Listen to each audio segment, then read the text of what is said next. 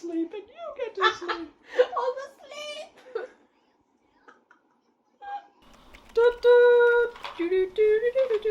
This is what we do when the kids go to bed. This is reasons to sleep train your kids. You can So play with their toys. Thomas the Tank Engine. Sleep tip. 4 steps to get your kids to sleep. Tip 1. Tip 1, awake times. Not putting them to bed based on like how tired they are or whether they look tired or how long ago their nap was, but putting them to bed based on how long they've been awake. Yeah, I put our daughter to bed just before, and I was thinking about this video, and I was like, this is really funny because she doesn't look tired.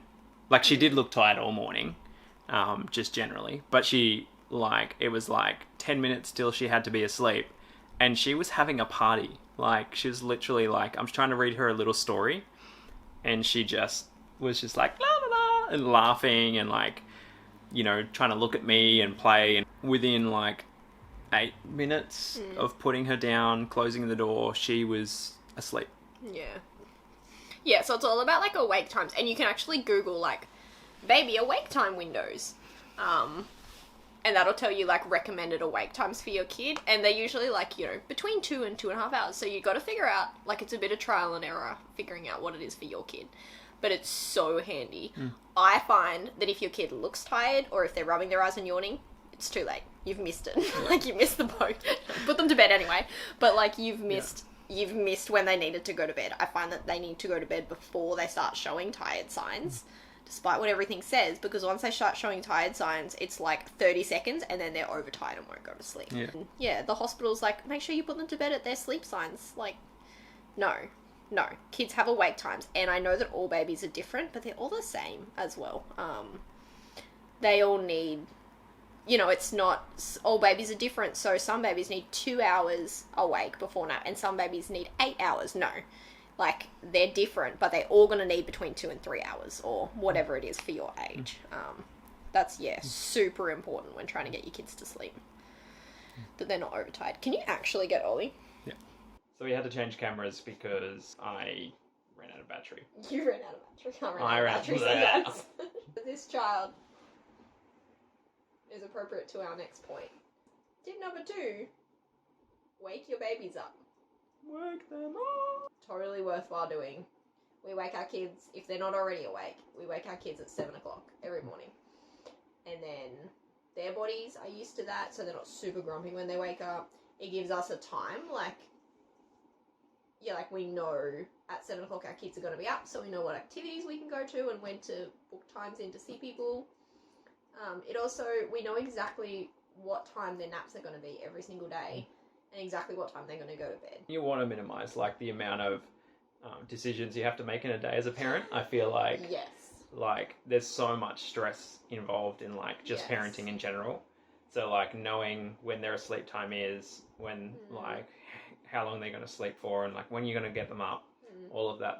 It just puts things on autopilot. So you have more capacity for the other things, like even just being present and not having to continually think and work it out and, you know, do the math. And constantly being stressed of, like, when's the baby going to need to go to sleep? Like, we've got to go out. They're going to have a 10-minute sleep in the car, and then they're going to be awake and feral, or they're going to fall asleep in the car at 4 o'clock in the afternoon, and then they're not going to go to bed till 10 o'clock. We don't have any of that because we wake the kids up. Like, we know exactly what time they're going to need sleeps and when. So tip number 3 is having a sleep routine. You know, having a sleep routine is one of those things that, you know, they talk about bedtime routines, you know, bath, teeth, bath, bed, or bath, teeth, bed, or whatever. And, like, you know, read a story and have the same thing you do every night, and that will help them to know, like, when sleep time is. But the importance of sleep routine isn't simply to do it at night, it's to do it every time they go to sleep. And that can get really tedious. Like, with our 7-month-old, we kind of try to do the same thing, like in a middle of the day nap and then at night time. And we do it exactly the same every day. So she knows what's coming and she is able to wind down. And so, like, even though she is ready to party at sleep o'clock, she knows, like, these are the unconscious prompts that we give her to tell her now it's time to wind down and go to sleep. And keep it like simple. Mm. Like it doesn't need to be crazy. Like yeah, our routine for both the kids is they go to their rooms, they get a nappy change. Like Ollie goes to the potty now first, potty and then nappy change, and then we put a dim light on, read a story, put them in their sleeping bag, sing Twinkle Twinkle Little Star, and lay them in their bed. And then we walk out and they go to sleep by themselves. And that's what we've done every single day for every single sleep that we're at home for their entire lives. And so they know like that's sleep time. It's not muck around time. Yeah, that's super duper helpful. And doing it, yeah, like I know pretty much everyone has a nighttime routine, but doing that routine for every nap during the day as well is just a huge thing. Like it makes the world of difference. No, shoot me from the left.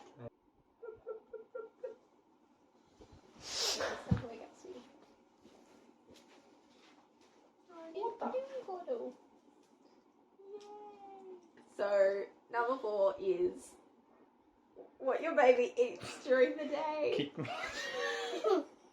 How is this? Number 4 is kicked out in the head. That really helps with him sleeping. So, what your baby eats during the day actually affects how they sleep. So, if you feed them protein at lunchtime, that's the best thing to do. This is really distracting. Nom, nom, nom, nom. You want pumpkin? Nah. What your baby eats during the day will affect how they sleep. So if you feed them protein at lunchtime, that's like the best thing to feed them and going to help them stay asleep the longest because it keeps them the fullest. We're talking to them. Say hi to the people on the other side. Hi. Good boy. So if you feed your kid protein before 10 months at night time, they won't go to sleep because it like makes their belly like bloop, bloop, bloop. But they'll get buff. They will get buff. But they won't sleep. They won't sleep because they get like gassy and upset bellies. But before 10 months, you feed them protein at lunchtime. That makes them sleep at night time. I know it sounds crazy, but it's a thing. Yeah, so we make sure our daughter has... She like wasn't sleeping at night. I was like, oh, she's eating now. I can feed her protein. Like if I feed her protein at lunch and at dinner, she'll sleep more overnight because protein is more filling. And so we started doing that, and I was feeding her protein at dinner, and then she stopped sleeping. Like, she was waking up 3 times overnight, which is a lot for our kids. I am talking to camera. So I was feeding her protein at night, and then I remembered that before 10 months you can't do that because they stop sleeping. It was not cool. And so I stopped feeding her protein at night time, and now she sleeps for 11 hours, wakes up for a feed, and then goes back to sleep for another hour. Mommy, I wanted a camera and talk. Hello. The camera doesn't talk, sweetie. But you can talk to the camera. Do you want to say something? I wanted to go. Oh, your cameras go. Something to remember is that most of these things don't work on their own. Like, they do. But when you combine all these things and our things from our other 4 sleep tips video, like especially those ones as well, they work really, really well together. All these things sound really limiting, and I think when you tell people that you're sleep training or to do sleep training, people think, yeah, like, oh, but you're never going to be go out, you're never going to be able to do anything, you're so limited in what you can do. I find that it actually gives you way more time. Like, we know exactly when the kids need a nap, so we can go out between that, or we can go out prepared to give them a nap out. I also, like, I have 2 kids, and they both nap at the same time every single day because I wake them up, and so they're both going to need a nap at the same time. And I've worked that out. And they also, like, they're both in bed asleep by 7 p.m. So if I need to go out and do something, I can, because both the kids are asleep, or we can have date night at home. Check out our date night at home videos. See what I did there? Anyway. Like, it's only like 3 years, Yeah. you know? And it sets them up really well for sleeping. They're not grumpy all the time. Like, you know, you see other kids and they're just always just upset and things are just not great. Yeah. And it just makes it harder. Whereas, like, we find with our kids, like, yeah, they do scream at us and all that kind of thing, like normal, but it's not as intense. It's not as much. Like, it's barely ever. Yeah. They're so much better. And sleep training is like, you know, in the grand scheme of your life, if it's 3 years of like intentional, you know, making sure that they're in the right environment and sleeping and all of that kind of stuff, that's only 3 years. It's not that long. And it's worth it. And it's worth it. Yeah. It definitely is worth it.